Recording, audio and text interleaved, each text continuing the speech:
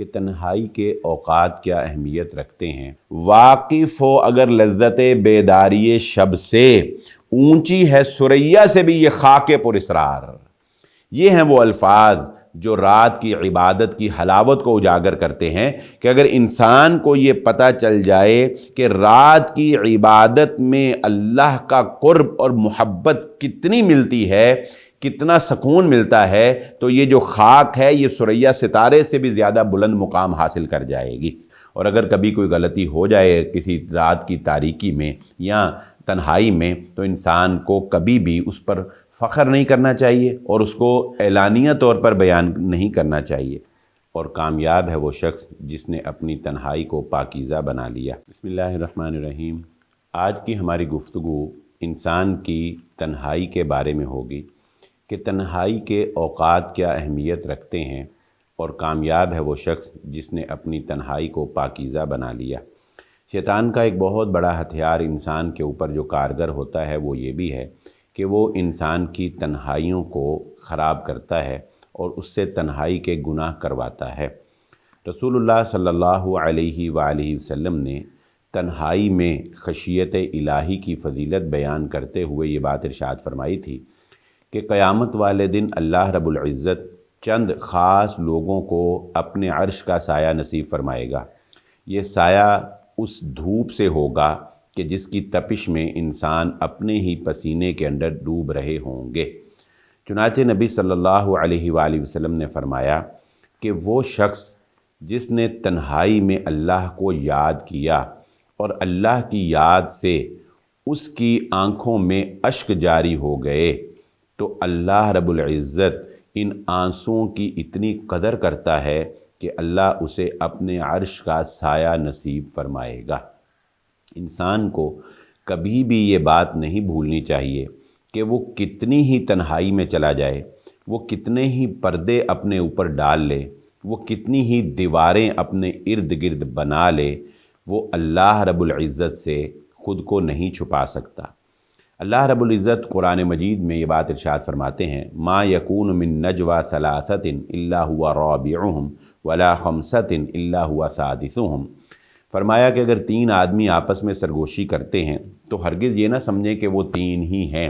بلکہ ان کی بات سننے والی ایک چوتھی ذات وہ اللہ رب العزت کی ذات ہے۔ اور پھر فرمایا کہ اگر پانچ سرگوشی کرتے ہیں تو وہ نہ سمجھیں کہ بات پانچوں میں ہی رہے گی، بلکہ اللہ رب العزت بھی وہ ذات ہے جو اس بات کو سننے والا ہے۔ تو اس سے زیادہ ہوں یا اس سے کم ہوں، جتنے بھی افراد ہوں، وہ یہ بات سمجھ لیں کہ ان کے الفاظ اللہ رب العزت کی ذات سے چھپائے نہیں جا سکتے۔ یہی وجہ ہے کہ تنہائی کی عبادت کی حلاوت اور تنہائی کی عبادت کی جو لذت ہے، یہ انسان کو پرسکون بنا دیتی ہے، یہ انسان کو پاکیزہ بنا دیتی ہے، انسان کے دل سے تمام دنیاوی معاملات کا بوجھ اور تمام گناہوں کا بوجھ بالکل صاف کر دیتی ہے۔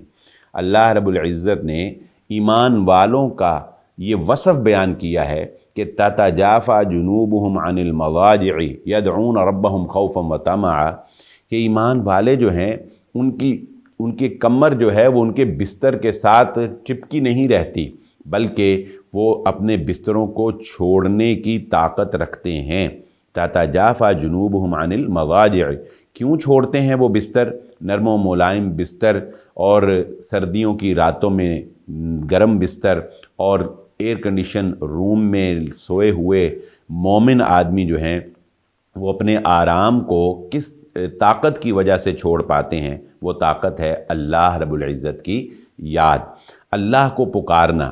اور اللہ رب العزت اس تنہائی کی عبادت کی اتنی قدر کرتے ہیں کہ رسول اللہ صلی اللہ علیہ وآلہ وسلم نے ارشاد فرمایا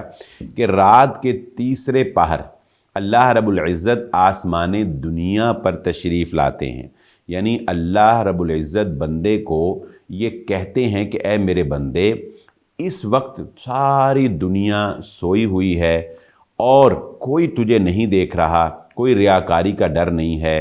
اور میں تیرے قریب ہونے کے لیے، ویسے تو اللہ رب العزت نحن اقرب الیہ من حبل الورید، ہماری رگِ جان سے بھی زیادہ قریب ہے، لیکن اللہ رب العزت انسان کو یہ بات سمجھانے کے لیے کہ میں تجھے اور اپنا قرب دینا چاہتا ہوں، اللہ رب العزت آسمان دنیا پر تشریف لاتے ہیں جیسے اس کے شایان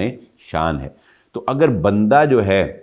وہ رات کے اس تیسرے پہر جو ہے وہ اللہ رب العزت کے سامنے کھڑا ہو جائے اور پھر سجدہ ریز ہو جائے تو کتنی قربت ہو جاتی ہے کہ اگر ان تمام احادیث کو جمع کیا جائے تو یہ بات سمجھ آتی ہے کہ رات کا تیسرا پہر اللہ رب العزت آسمان دنیا پر بندے کے قریب، اور بندہ جب سجدے میں ہوتا ہے تو رسول اللہ صلی اللہ علیہ وسلم نے فرمایا کہ بندہ اللہ کے سب سے زیادہ قریب ہوتا ہے جب وہ سجدے میں ہوتا ہے۔ اور پھر نبی صلی اللہ علیہ وسلم نے یہ تلقین فرمائی کہ فَاجْتَہِدُوا فِيهِ الدُّعَاء، کہ اس سجدے میں جا کر خوب کوشش کر کے اللہ رب العزت سے دعائیں مانگا کرو۔ تو بندہ سجدے میں اللہ کے قریب، اللہ بندے کے قریب، سو اللہ رب العزت بندے کو کہتا ہے اے میرے بندے مانگ لے، پھر جو تجھے مانگنا ہے تیرا رب تجھے عطا کرنے والا ہے۔ یہی وجہ ہے کہ ہم دیکھتے ہیں کہ حضرت محمد الرسول اللہ صلی اللہ علیہ وآلہ وسلم کے دور میں جو تہجد کی اذان دی جاتی تھی وہ نماز پڑھنے سے پہلے نہیں دی جاتی تھی، جیسا کہ فرض نمازوں کی اذان اس لیے دی جاتی ہے تاکہ لوگوں کو پتہ چل جائے کہ اذان ہو گئی ہے، اب اس کے بعد ہم نے نماز پڑھنی۔ لیکن تہجد کی اذان اس لیے نہیں ہوتی تھی کہ تہجد پڑھ لو، بلکہ صحابہ اکرام اتنی کثرت سے تہجد پڑھتے تھے کہ اذان تہجد اس لیے دی جاتی تھی کہ تہجد کا وقت ختم ہو گیا ہے، لہذا اب وطر پڑھ کے اپنی تہجد کلوز کر لو، اور اس کے کچھ دیر بعد 10-15 منٹ کے بعد فجر کی اذان ہوگی تو تم نے فجر کی جو ہے وہ تیاری کرنی ہے۔ یعنی اس سے آپ اندازہ لگائیے کہ صحابہ اکرام جو ہیں وہ کس طرح سے اپنی تنہائیوں کو اللہ رب العزت کے سامنے عبادت میں گزارا کرتے تھے۔ اگر ان کے دن جو ہیں وہ گھوڑوں کے اوپر گزرتے تھے تو ان کی راتیں جو ہیں وہ اللہ رب العزت کے سامنے سجدہ کے اندر گزرا کرتی تھیں۔ اقبال نے اپنی ایک نظم جس کا عنوان ٹائٹل آذان رکھا، اس میں یہ بات کہی کہ کیا آدم کو بھی دیکھا ہے کسی نے کبھی بیدار، ایک روز کہا، یعنی یہ ستاروں نے ایک دوسرے سے باتیں کرتے ہوئے، اس کا عنوان یہ ہے کہ کیا آدم کو بھی، ستارے آپس میں باتیں کرتے ہیں کہ اگر کسی نے حضرت آدم یعنی انسان کو بھی کبھی اللہ کے سامنے رات کو عبادت کرتے ہوئے دیکھا ہے، تو ایک ستارہ کہنے لگا مریخ ادا فہم ہے تقدیر، ہے نیند ہی اس چھوٹے سے فتنے کو سزاوار۔ تو مریخ نے کہا کہ جانے دو، اس کو سوتا ہی رہنے دو، یہ فتنہ پرور ہے، یہ رات کو بھی جاگے گا تو فتنہ انگیزیاں ہی کرے گا۔ کوئی کہنے لگا کہ اس کرم کے شبکور سے کیا ہم کو سروکار، تو اس نے کہا کہ یہ رات کا چھوڑو پرا اس کو۔ تو بولا مہ کامل کہ وہ کوکب ہے زمینی، کہ وہ دن کو نمودار، تم شب کو نمودار۔ کہ چاند کہنے لگا کہ نہیں اتنی بدخوئیاں نہ کرو انسان کی، کہ یہ انسان جو ہے یہ دن کا جو ہے وہ بشر ہے، یہ دن کا سمجھ لیں کہ ایک جاندار ہے، تو یہ دن کو جاگتا ہے، تم رات کو جاگتے۔ لیکن اس ساری نظم میں جو کمال کا شعر ہے وہ کیا ہے؟ واقف ہو اگر لذت بیداری شب سے، اونچی ہے ثریا سے بھی یہ خاک پر اسرار۔ یہ ہیں وہ الفاظ جو رات کی عبادت کی حلاوت کو اجاگر کرتے ہیں کہ اگر انسان کو یہ پتہ چل جائے کہ رات کی عبادت میں اللہ کا قرب اور محبت کتنی ملتی ہے، کتنا سکون ملتا ہے، تو یہ جو خاک ہے یہ ثریا ستارے سے بھی زیادہ بلند مقام حاصل کر جائے گی۔ اس لیے میں آج کے اس مختصر سے بیان میں اس بات کی تلقین کرنا چاہتا ہوں کہ اس سوشل میڈیا نے، اس موبائل فون نے، ان جدید گیجٹس نے ہماری تنہائیوں کو بہت ہی خراب کر دیا ہے۔ ہماری تنہائیاں جو ہیں وہ انہوں نے برباد کر دی ہیں۔ رسول اللہ صلی اللہ علیہ وآلہ وسلم نے اس پر ایک بہت سخت وعید بیان کی ہے۔ میں اللہ تعالیٰ سے دعا کرتا ہوں کہ اللہ تعالیٰ ہمیں اس سے محفوظ فرمائے۔ آپ نے فرمایا کہ قیامت کے روز کچھ لوگ آئیں گے کہ تہامہ پہاڑ جتنی نیکیاں ان کے پاس ہوں گی، یعنی ایک بہت بڑا پہاڑی سلسلہ ہے، لیکن ان کی وہ نیکیاں جو ہیں وہ ریت کے ذرات کی طرح بکھر جائیں گی۔ رسول اللہ صلی اللہ علیہ وسلم نے فرمایا کہ کیوں بکھر جائیں گی؟ کہ یہ وہ لوگ ہیں جو تنہائی میں گناہ کیا کرتے تھے، یعنی لوگوں کے سامنے یہ بہت اچھا بنتے تھے، لیکن لوگوں سے چھپ کر یہ گناہ کیا کرتے تھے، اس تنہائی کے گناہوں کی وجہ سے ان کے اعمال جو ہیں وہ ضائع کر دیے جائیں گے۔ اللہ رب العزت ہم سب کو معاف فرمائے۔ انسان خطا کار ہے، غلطی ہو جاتی ہے،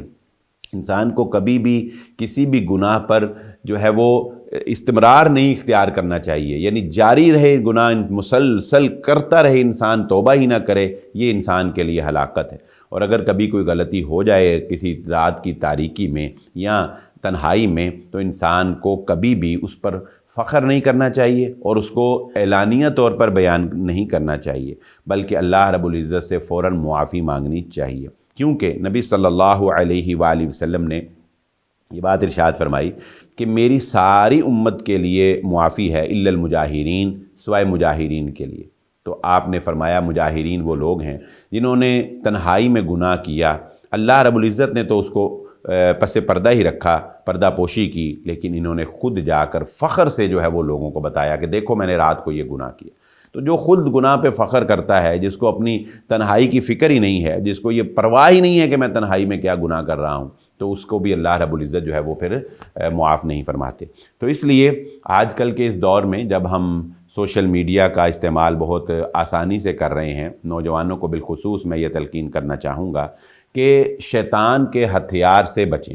اول تو کوشش یہ کریں کہ تنہائی میں اگر آپ سے غلطی ہوتی ہے، گناہ ہو جاتا ہے، تو کوشش یہ کریں کہ آپ تنہائی میسر آنے ہی نہ دیں، یعنی خود کو اپنی فیملی کے اندر، فرینڈز کے اندر، گیدرنگ کے اندر بزی رکھیں، لیکن کتنا بھی بزی رکھیں گے آخر تو تنہائی آنی۔ تو اس کا بہترین حل یہ ہے کہ آپ کوئی اچھی کتاب، کوئی اپنی سٹڈی جو ہے وہ جاری رکھیں، یا اپنی کوئی ایسی مصروفیت ضرور رکھیں کہ جب آپ کو تنہائی میسر آئے، یعنی بالکل آپ اکیلے ہوں، کوئی اور کام کرنے کا نہ ہو، تو وہ کام آپ کر رہے ہیں، اور اس کام سے ہی آپ کے جو ہے وہ دن کا اختتام ہو، اس کام سے ہی آپ کو جو ہے وہ نیند آ جائے اور آپ سو جائیں، کیونکہ عام طور پہ تنہائی کا جو پیریڈ ہوتا ہے یہی ہوتا ہے رات کو سونے سے پہلے، یہ تنہائی کا ہی زیادہ جو ہے وہ دورانیہ ہوتا ہے کہ انسان سونے کے لیے جو ہے وہ اپنے بستر پہ جاتا ہے، اور اس وقت وہ زیادہ تر یہی معاملہ ہوتا ہے کہ وہ اکیلا ہوتا ہے، یا رات کو کبھی اس کو بیدار ہو جائے، وہ جاگ آ جائے، تو اس وقت شیطان جو ہے اس کو بہکاتا ہے۔ تو انسان اگر ان باتوں کی اہمیت کو سمجھے تو اس کی تنہائی جو ہے وہ کافی حد تک پاکیزہ ہو سکتی ہے۔ میں دعا کرتا ہوں کہ اللہ تعالی ہم سب کو ان باتوں پہ عمل کرنے کی توفیق عطا فرمائے۔ وآخر دعوانا الحمدللہ رب العالمین۔